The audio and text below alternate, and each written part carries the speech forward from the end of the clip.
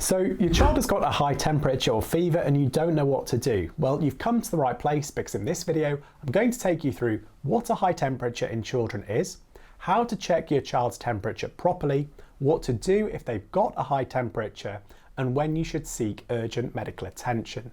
Now, I want to start off this video by saying that fever or high temperature is actually very common in young children, and it's part of the body's way of fighting off infections like viruses, bacterial infections, and it's actually a sign that the body is doing its job properly.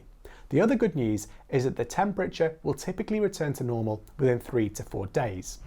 So first of all, what exactly is classed as a high temperature in children? Well, the normal temperature in babies and children is generally considered to be about 36.4 degrees C or 97.5 Fahrenheit. But this can vary from child to child slightly, meaning that it can be a little bit higher or lower, and this is completely normal. Now, a high temperature is 38 degrees C or 100.4 Fahrenheit or more. Now, as I already mentioned, a high temperature is the body's natural response to fighting off infections like coughs and colds, and many things can cause a high temperature in children, from common childhood illnesses like chickenpox and tonsillitis through to vaccinations. Now, your child might feel hotter than usual to touch on their forehead, back, chest, they might feel sweaty, or they may just look generally unwell. And as a parent, there's no worse feeling than your child being unwell. So if you do think that your child has got a high temperature, what is the correct way to check it? Well, personally, I would advise that you use a digital thermometer, and you can buy one of these from pharmacies and supermarkets to take your child's temperature.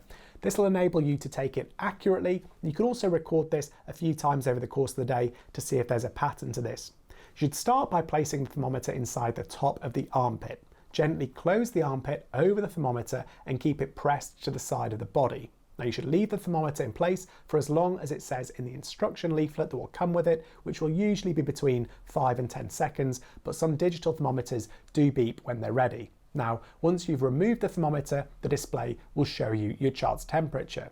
Now, if your child has just taken a bath or they've been wrapped in a blanket, their temperature might be a little bit higher than it truly is for a short time. And if this is the case, wait a few minutes and then try taking it again. So if your child does have a high temperature, you can usually look after your baby or child at home. The temperature should go down by itself with a few simple things that you can do at home over 3 to 4 days. And we'll discuss some of these now.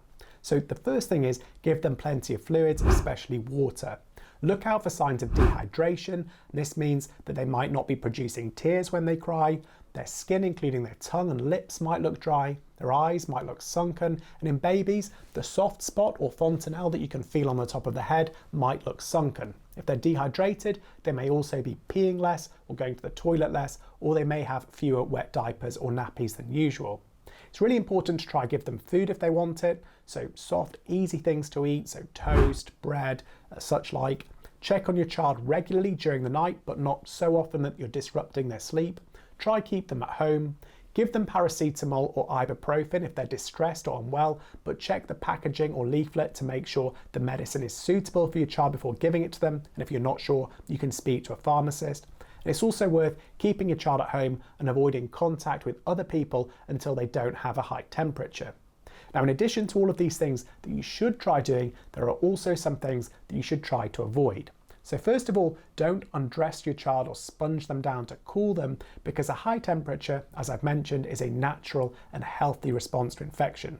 It's also important not to cover them up in too many clothes or bedclothes, because again, this risks overheating them. Don't give aspirin to children under 16 years of age. Don't combine ibuprofen and paracetamol unless it's been recommended by your doctor.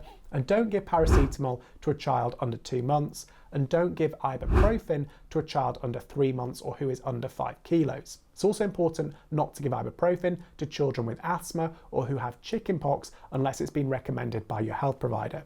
Now, if you are worried or you're not sure about certain things, you can always seek your own medical advice about your child.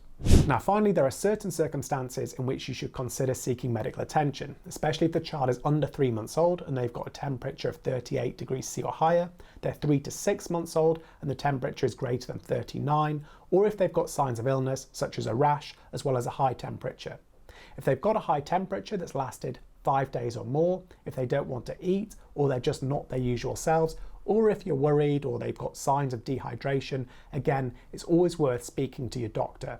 It's better to be safe than sorry, and they'll be more than happy to speak to you. Now, in rare circumstances, it's going to be important to seek immediate and urgent medical attention about your child's fever or high temperature by going to the nearest hospital.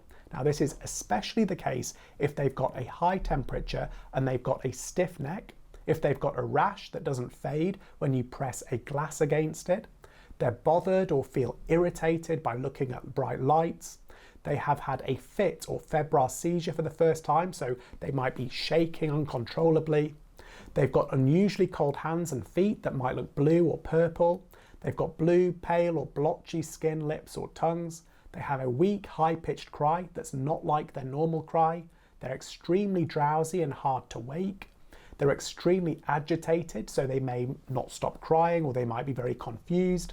They find it hard to breathe and they're sucking their stomach in under their ribs and looking like they're making a really strong effort to breathe. Or they're not responding like they normally do, or they're not interested in feeding or normal activities. They might be floppy or unresponsive. If this is the case, please call emergency services immediately. I've also got 3 quick requests if you found this video useful and you've made it this far. This is to please consider liking the video, please consider sharing it with a friend, family member or loved one. And finally, if you've got any questions or you just want to say you enjoyed the video and you learned something new, please do leave a comment in the comment section.